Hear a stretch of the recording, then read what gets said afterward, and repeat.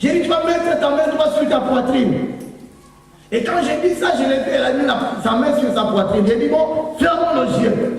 Nous avons fermé les yeux. J'ai dit, il y a une chose qui va se passer dans ton cœur maintenant. J'ai dit, Père,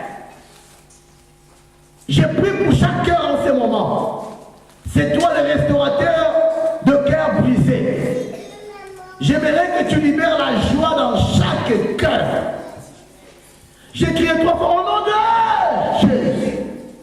J'ai dit Amen, Amen. La sœur a ri.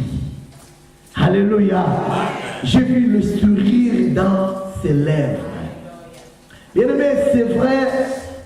La Bible dit un cœur serein rend le visage joyeux. Oh, dites Amen bien. Quand le cœur est dans la joie, on n'a pas besoin de te dire que tu es joyeux. Même si tu fais semblant de cacher cette joie, ça sera le fait que le reflet est sur ta figure. Amen. Parce que quand le cœur déborde de joie, automatiquement ça touche le visage. Voilà pourquoi il y a certaines personnes, vous pouvez voir l'état de son cœur rien que par sa figure. Tu as dit non, non, tu vas en terre la paix. Et puis effectivement, il n'a pas un bon cœur. Parce que ça ne fait que refléter dans le visage. Amen. Hein? Mais aujourd'hui, j'ai une bonne nouvelle pour toi. Amen. Dis Amen fort. Amen. Oh, dis un Amen costaud. J'ai une bonne nouvelle pour toi. Amen. Alléluia. Est-ce que nous pouvons acclamer le Seigneur? Prends ta Bible. Nous allons lire dans 1 Corinthiens 2, 9 jusqu'au verset 12. 1 Corinthiens 2, verset 9. Nous commençons à partir du verset 9. Je lis la parole du Seigneur. Comme il est écrit, ce sont des choses que l'œil n'a point vues, que l'oreille n'a point entendues, et qui ne sont point montées au cœur de l'homme, des choses que Dieu a préparées pour ceux qui l'aiment. Dieu nous les a révélées par l'Esprit, car l'Esprit sonde de tout, même les profondeurs de Dieu. Qui donc parmi les hommes connaît les choses de l'homme, si ce n'est l'Esprit de l'homme qui est en lui? De même, personne ne connaît les choses de Dieu, si ce n'est l'Esprit de Dieu. Or, nous n'avons pas reçu l'Esprit du monde, mais l'Esprit qui vient de Dieu, afin que nous connaissions les choses que Dieu nous a données par sa grâce. Alléluia. Luc 7. Aujourd'hui, nous allons beaucoup lire.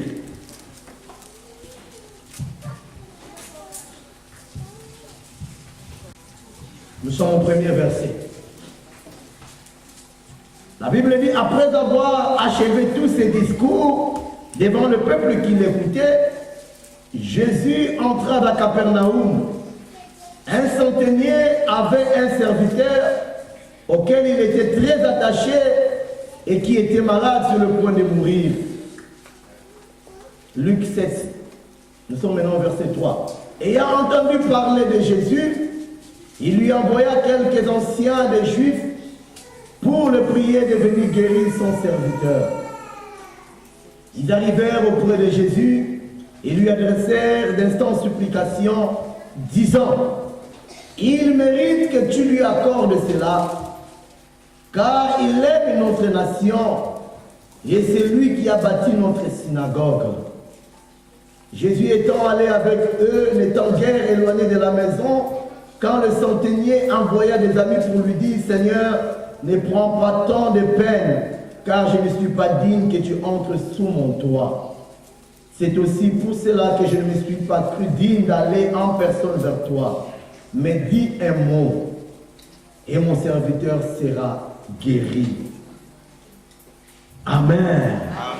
Dis seulement un mot, et mon serviteur sera guéri. Amen. Alléluia. Bien-aimé, écoute maintenant et regarde ici devant. Paul écrit à l'église de Corinthe et il dit ceci. Il dit, ce sont des choses que l'œil n'a point vues, point entendus et qui ne sont point montés au cœur de l'homme,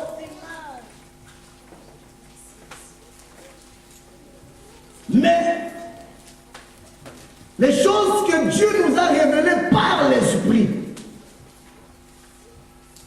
Je répète, il dit ce sont des choses que l'œil n'a point vues, que l'oreille n'a point entendues, et qui ne sont point montées au cœur de l'homme. Mais les choses que Dieu nous a révélées par l'Esprit.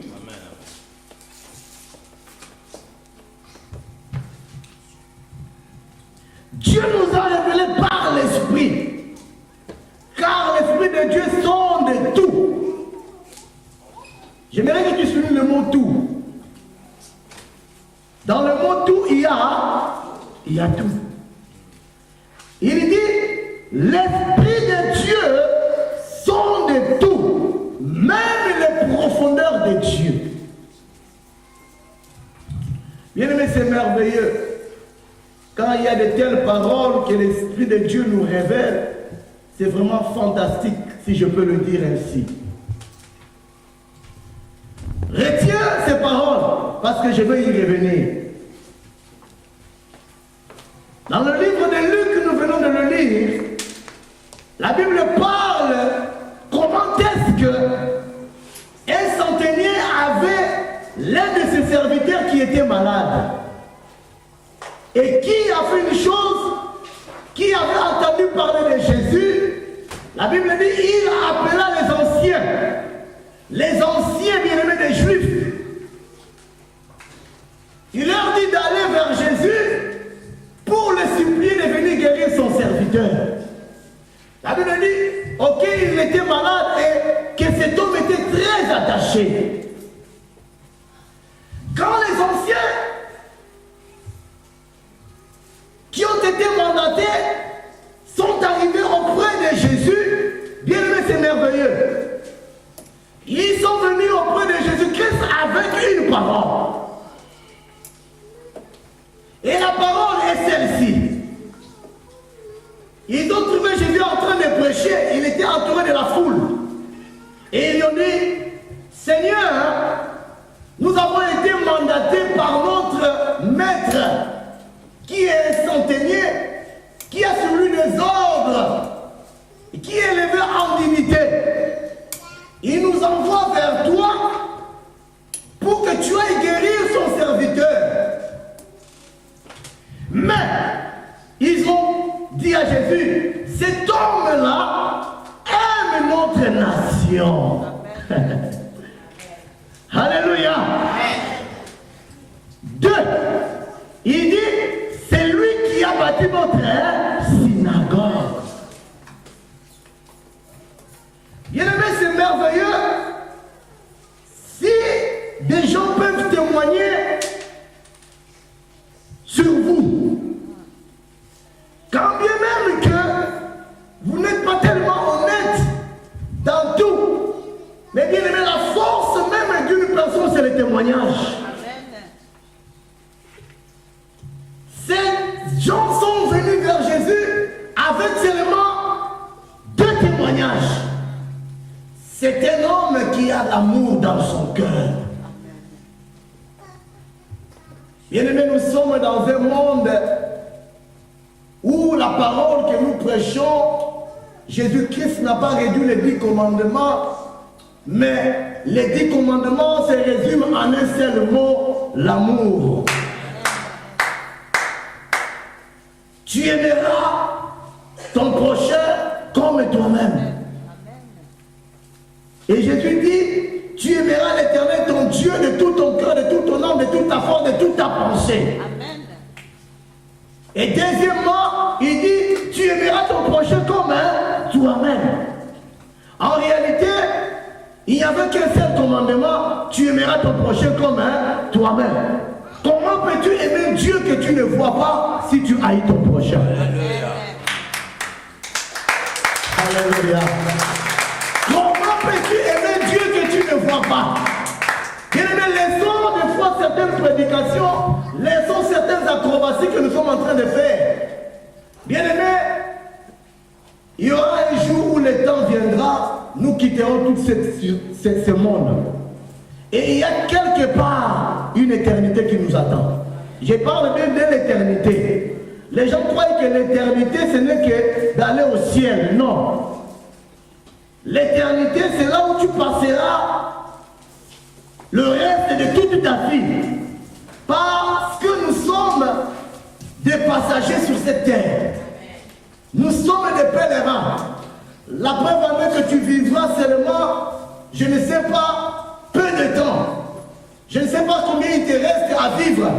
Il y a certaines personnes, il leur reste 10 ans. Certaines personnes, il leur reste 2 ans. Il y a certaines personnes, il leur reste 50 ans. Mais Dieu est le seul à connaître le jour où tu quitteras cette terre. Amen. Mais aujourd'hui, laisse-moi te dire que chacun de nous vivra éternellement. Et le problème, la question, où passeras-tu ton éternité? La Bible dit, à quoi servirait-il à un homme de gagner tout le monde entier, mais s'il perd son âme? L'or et l'argent que nous sommes en train de nous entretuer restera. La gloire, certaines positions que nous voulions, restera. La Bible dit là-bas, bien aimé, il y aura des grincements des dents et il y aura une joie éternelle. Deux côtés, alléluia. Tout dépend de ta marche sur terre. L'éternité détermine la façon dont nous marcherons sur terre. Toi-même, tu sauras la façon dont je suis en train de marcher. Si je meurs maintenant, où est-ce que mon âme ira? Oh, alléluia. Où est-ce que mon âme ira? Personne ne te le dira. Tu es toi-même conscient. Parce que nous avons reçu l'Esprit de Dieu. La Bible dit l'Esprit de Dieu sonde tout. Même les profondeurs de Dieu. Bien aimé, si l'Esprit de Dieu peut sonder tout, il parvient à sonder la profondeur de Dieu. À plus forte raison ta profondeur. Parce qu'il n'y a que Dieu qui a une profondeur. Et le Saint-Esprit est capable de sonder la profondeur de Dieu et de nous révéler. Amen. Et bien aimé, à plus forte raison, toi et moi, nous n'avons pas de profondeur. Parce que ce qui est caché, c'est ce qui est profond. Bien aimé, je suis en train d'arriver. Il aime notre nation. Bien aimé, l'amour. Et c'est lui qui a bâti notre synagogue. Bien aimé, de tels témoignages édifient. De tels témoignages poussent Dieu à faire quelque chose. C'est lui qui a bâti notre synagogue. Ah, wonderful. Bien aimé, Dieu nous a sauvés pour une chose. Si tu as reçu l'Esprit de Dieu, Dieu te l'a donné pour une seule chose. Premièrement, tu dois aimer là où tu es. Tu dois aimer la ville là où tu es. Tu dois aimer ton quartier. Tu dois aimer la nation que tu vis. Voilà pourquoi la Bible dit, priez pour la ville auquel vous demeurez car votre bénédiction en dépend. Deuxièmement, c'est lui qui a bâti notre synagogue. Deuxième chose que Dieu attend de toi, après l'amour, c'est de faire quelque chose pour que son nom soit élevé. Bien aimé, tu ne peux jamais faire quelque chose ou donner de toi-même si tu n'aimes pas l'amour. Je vous dis vrai, regardez les attributs et les caractéristiques de l'amour. L'amour n'est point égoïste. L'amour ne s'hérite. L'amour ne prouve point des rancunes. Voilà. Mais elle fait quoi? Elle se réjouit en vérité. C'est ça même. Le mot amour, bien aimé, englobe tout. La Bible dit Dieu a tant aimé le monde qu'il a donné. Bien aimé, le fait même de donner est synonyme de l'amour. Le donner dont je vous parle ici, ce n'est pas seulement le matériel.